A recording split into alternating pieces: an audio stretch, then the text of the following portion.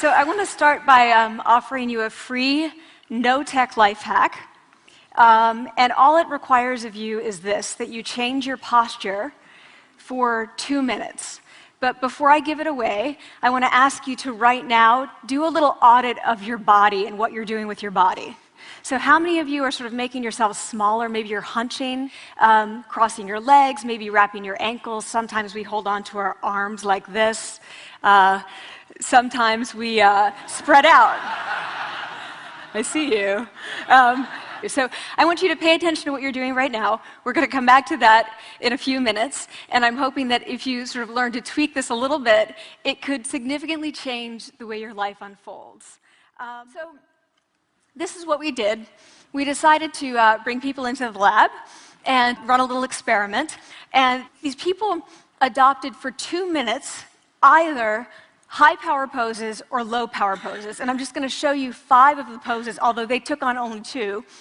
So here's one, couple more. This one has been dubbed the Wonder Woman by the media.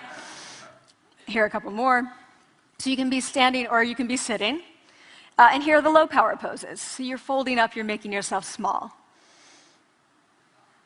This one is very low power. When you're touching your neck, you're really kind of protecting yourself. So it seems that our nonverbals do govern how we think and feel about ourselves. So it's not just others, but it's also ourselves. Also, our bodies change our minds. But the next question, of course, is, can power posing for a few minutes really change your life in meaningful ways? So this is in the lab, it's this little task, it's just a couple of minutes. Where can you actually apply this, which we cared about, of course.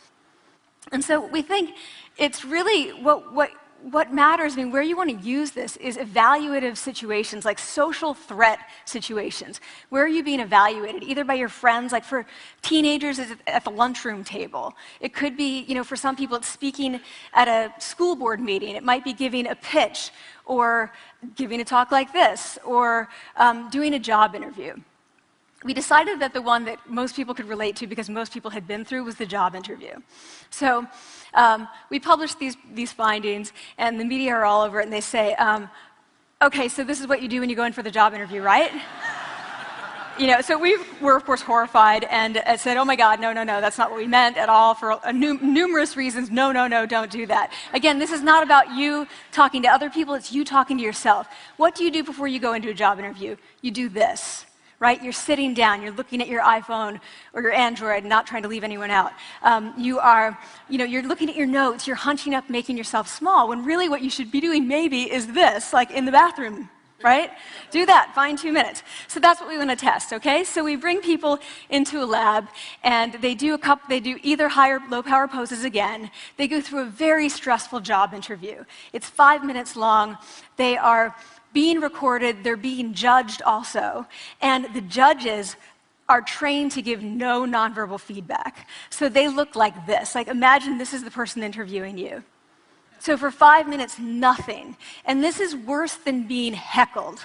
People hate this. It's what Marianne LaFrance calls standing in social quicksand. So this really spikes your cortisol. So this is the job interview we put them through, because we really wanted to see what happened. We then have these coders look at these tapes, 4 of them. They're blind to the hypothesis, they're blind to the conditions. They have no idea who's been posing in what pose. And they end up looking at these sets of tapes, and they say, oh, we want to hire these people, all the high power posers. We don't want to hire these people. We also evaluate these people much more positively overall. But what's driving it? It's not about the content of the speech. It's about the presence that they're bringing to the speech. We also, because we rate them on all these variables related to sort of competence, like how well structured is the speech? How good is it? What are their qualifications? No effect on those things. This is what's affected, these kinds of things. People are bringing their true selves, basically. They're bringing themselves. They bring their ideas, but as themselves, with no residue over them. So this is what's driving the effect, or mediating the effect. The last thing I want to leave you with is this.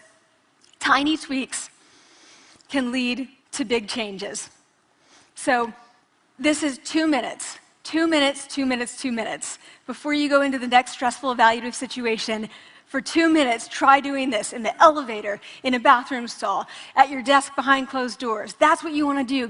Configure your brain to cope the best in that situation. Get your testosterone up, get your cortisol down. Don't leave that situation feeling like, oh, I didn't show them who I am. Leave that situation feeling like, oh, I really feel like I got to say who I am and show who I am.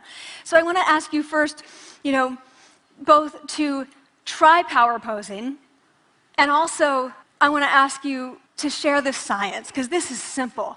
I don't have ego involved in this.